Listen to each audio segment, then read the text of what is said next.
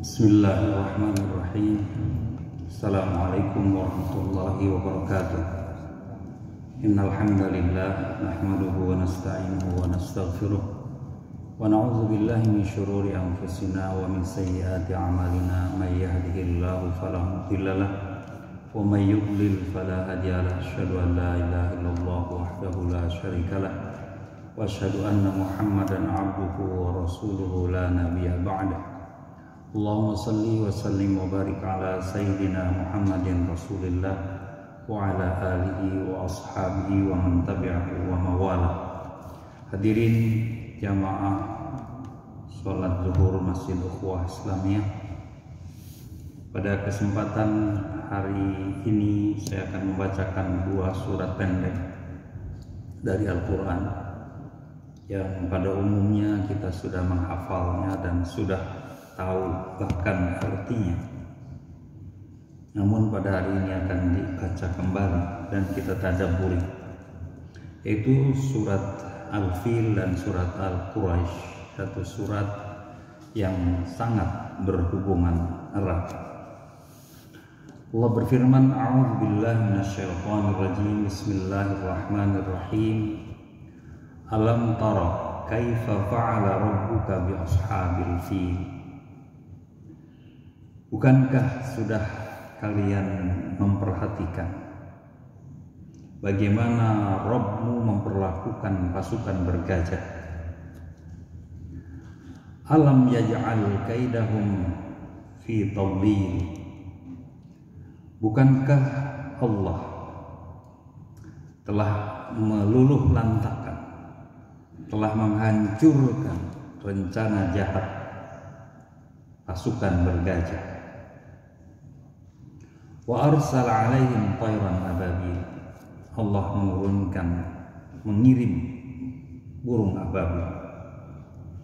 Tarmihim bihijaratin min sijil. Burung-burung tersebut melempari mereka dengan batu dari sijil. Faja'alahum ka'asfin ma'kul. Dan mereka menjadi seperti daun yang dimakan ulat. Hadirin yang dimuliakan Allah, surat ini merekam satu peristiwa sejarah.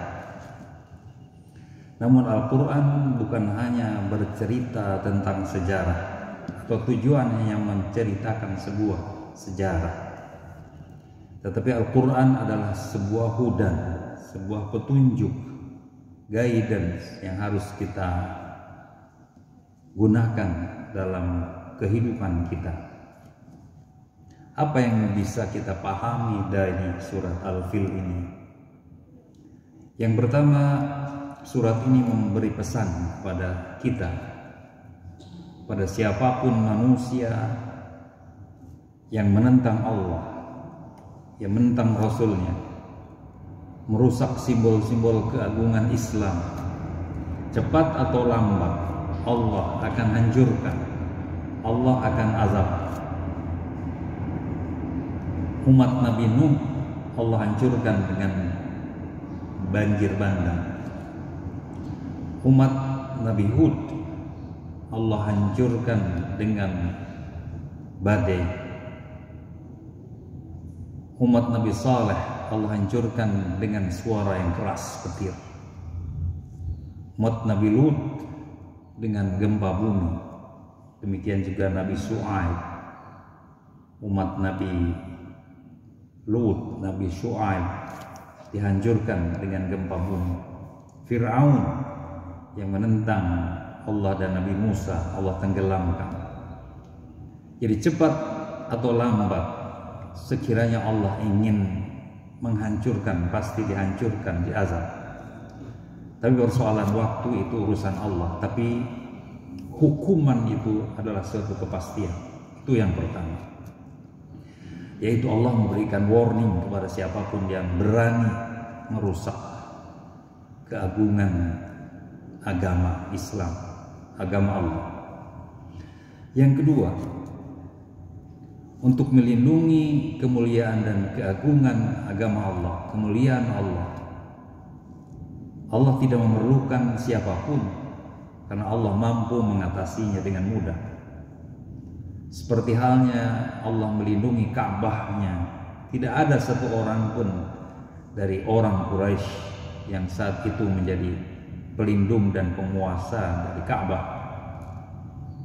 Tidak ada yang membantu mempertahankan kemuliaan Ka'bah, tapi Allah langsung menurunkan tayran ababil, burung yang membawa batu dan ditimpakan kepada mereka, sehingga mereka terkena virus sehingga tubuh-tubuh mereka rontok.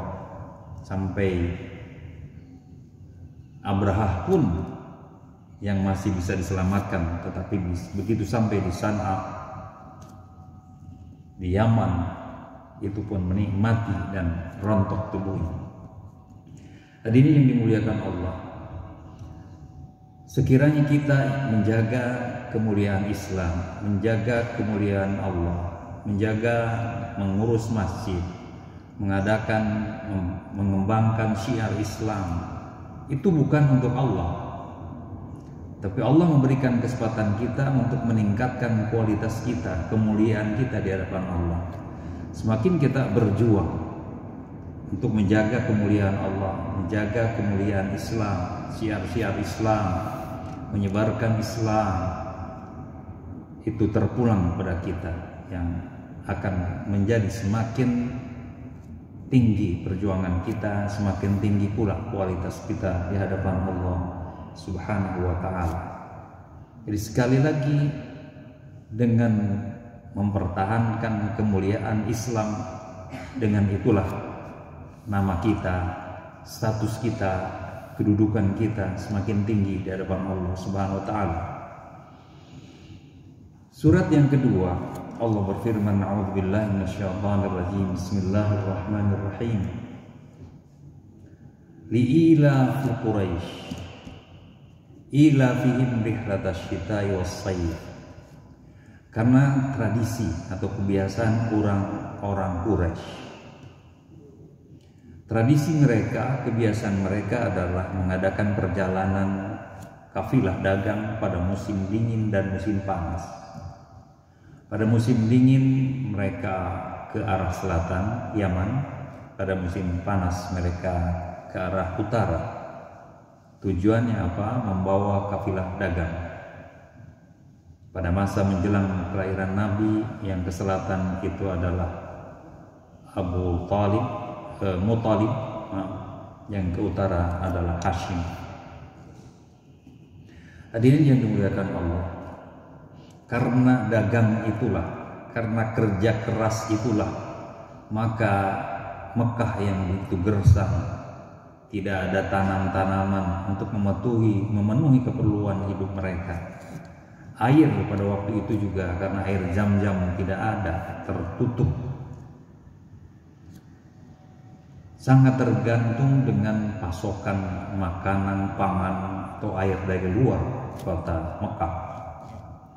Namun karena kerja keras mereka dalam upaya berusaha, dan dalam hal ini dagang, maka banyak sekali orang-orang kaya, orang-orang sukses, dan mereka pun tidak kekurangan bahan pangan. Karena begitu mereka pulang dari Syam, dari Yaman, dari Ethiopia, dari Irak, semua membawa bahan makanan. Pada waktu itu Abdul Manaf mempunyai 4 anak. Yang pertama Muttalib, 2 Hashim, 3 Abdul Syam, yang keempat adalah Naufal. Muttalib tadi ditugaskan membawa kafilah ke Yaman, Hashim ditugaskan membawa kafilah ke Syam, Abdul Syam itu membawa kafilah ke Ethiopia atau Abyssinia, ke Afrika. Sementara Naufal itu pergi membawa kafilah dagang ke timur, ke Irak. Karena kafilah dagang itu yang berlangsung selama 1 tahun, mereka sukses. Pesan untuk kita sekarang, guidance untuk kita, hudan untuk kita apa? Jadi bukan karena kekurangan kita bisa sengsara. Kekurangan itu bisa kita atasi dengan usaha dan kerja keras. Apapun, walaupun di sini hanya dikatakan berdagang, berdagang adalah salah satu bagian dari usaha. Tetapi sesungguhnya semua usaha itu akan membuat kita meningkat statusnya, kesejahteraannya akan meningkat. Mungkin diri kita, mungkin keluarga kita, mungkin lingkungan kita. Namun demikian Allah mengingatkan, "Falyabudu rabb hadzal bait." Seharusnya kalian menyembah, beribadah pada Rabb-nya Ka'bah ini. Bukan menyembah patung, karena patung tidak ada perannya sama sekali. Bukan menyembah manusia, karena manusia tidak berperan sama sekali terhadap kemajuan dan kesejahteraan mereka. Yang membuat mereka, hakikatnya membuat mereka sejahtera dan aman adalah Allah, Rabb-nya Ka'bah ini. Alladzi at'amahum min ju', yaitu Allah yang memberikan mereka makanan, selamat dari kelaparan. Wa amanahum min khauf, dan mereka selamat dari rasa takut. Hadirin yang dimuliakan Allah, karena Ka'bah lah maka setiap kafilah dari Mekah selalu dijaga, tidak dirampok oleh para perampok yang selalu merampok di perjalanan kafilah. Mereka tahu bahwa yang datang ini adalah para penjaga Ka'bah, dan mereka sangat memuliakan, sehingga perjalanan ke selatan dan ke utara selamat dan menguntungkan.